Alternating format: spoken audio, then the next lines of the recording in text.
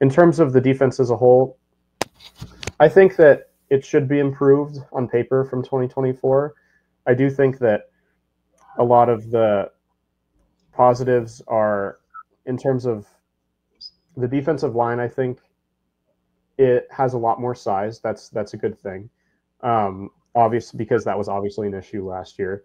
It's not a lot of developed guys. It's a lot of guys, big guys that are young or haven't gotten a lot of playing time at their previous destinations. But it's more size nonetheless, and that's always helpful.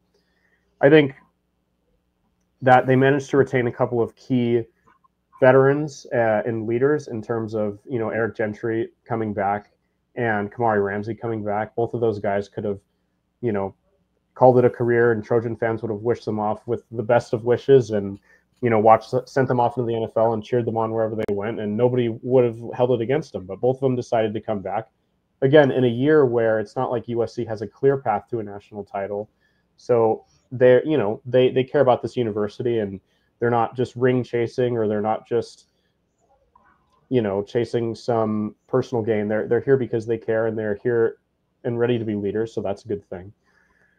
I think that the problem is going to be depth. Number one, I think that's obviously something that you are going to fix pretty soon in 2026, and that's one of the exciting things about having such a big recruiting class. Is even if you don't have the top 5 guys in the recruiting class, at least you have a lot of guys in the top 100 or the top 300. So like if some guys don't work out, at least you have a lot of guys who are supposed to be at least good at football that you can kind of plug in. And if one guy doesn't develop, there's 3 other guys that play his position that could develop and could be incredible football players. And so that's going to be an issue, especially obviously with injuries. Football is a sport where you will be dealing with injuries, and USC always seems to be hit with the injury bug. A lot of these superstars that we've mentioned don't necessarily have the best injury history. Like it seems like Eric Gentry's injured every year, and then once he gets hurt, who do you really turn to at linebacker? Nobody really knows.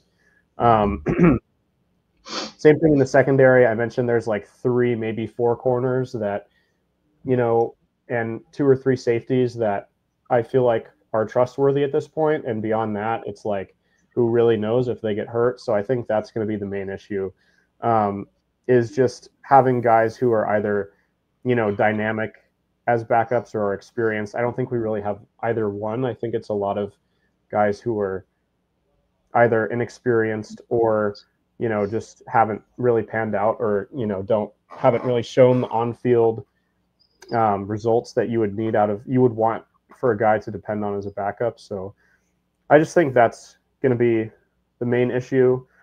And beyond that, it's just who kind of can,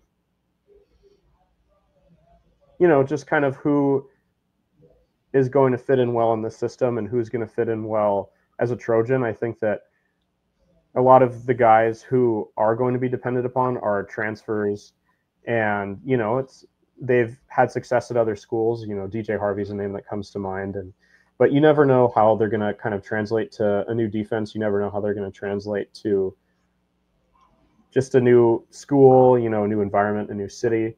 So I just think I would be a little bit, kind of wait and see with types of players like that. So, yeah, I just think both depth and just, seeing how players adjust are the 2 main issues that I'll be looking at. But I do think that there's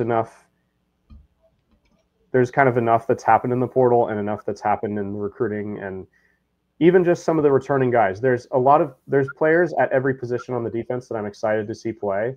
And I couldn't have said that 2 or 3 years ago. So that's kind of the main positive thing that I'm excited about, at least. Okay, I'm going to follow up on this with one very specific question.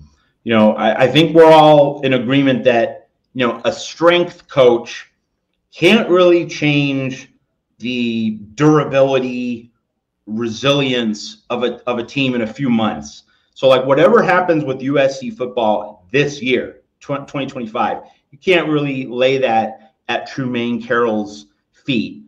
They're getting him in this year so that when they get that elite 2026 class next year, they'll have the system in place with the home run hitter needed to make sure that those big dogs are gonna bite, not just bark, next season. So you can't really say that 2025 is going to be a referendum on Trumaine Carroll and the strength and conditioning program at USC. So the follow-up question, Ethan, is I think that Coach Henny, Eric Henderson, really becomes, I mean, of course he's important, very essentially important to the USC football project in general, but I think this year it's uniquely and profoundly important for Eric Henderson to do his best work because, in my mind, since you can't really rely on the strength coach this year, just because he's new, you hired him at the end of after spring practice. Like you just can't say that this is a Trumaine Carroll year.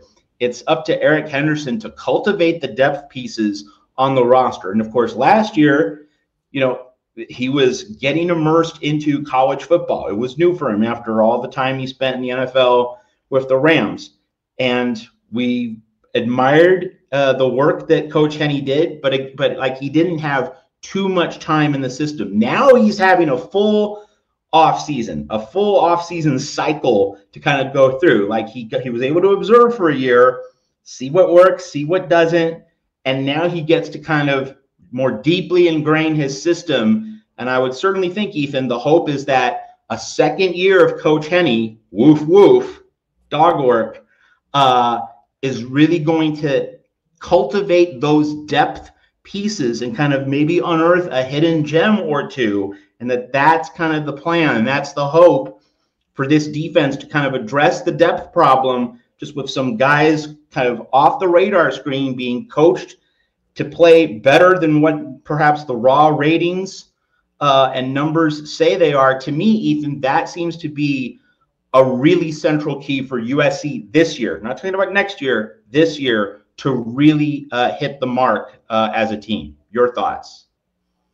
Yeah, I agree with you. And I do think that if you're Eric Henderson, that's not something that you should be stressed or worried about. I think it's something that you should be excited about because I think he, out of all of the defensive, position coaches, has kind of the biggest unknowns in terms of how his unit is going to perform. But that goes both ways. It's not like because there's so many unknowns, that means the defensive line is going to be bad. It doesn't necessarily mean that they're going to be bad. And he has a lot of guys who have either shown potential or have incredible size. I mean, and the list is really long. I mean, you have Jamal Jarrett, who's, coming this year, transfer, and seems like a really exciting player. You've got Cameron Fountain, who showed a bit of flashes last year.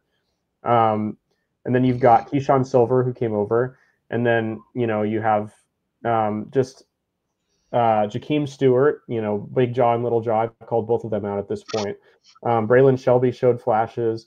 So there's just guys all over the roster that, have at least shown flashes or, look like Big Ten defensive linemen. A lot of these guys are, 300 plus pounds, a lot of these transfers and freshmen that they brought in. So they have the size, they have some of the skill. He has all the raw materials to work with, basically.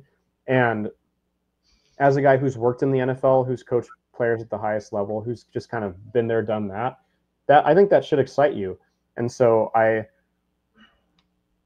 think he will be paid attention to a lot, and I think that he should be paid attention to a lot, but I think someone like him especially will be welcoming that attention, and I'm excited to see what he does with some of these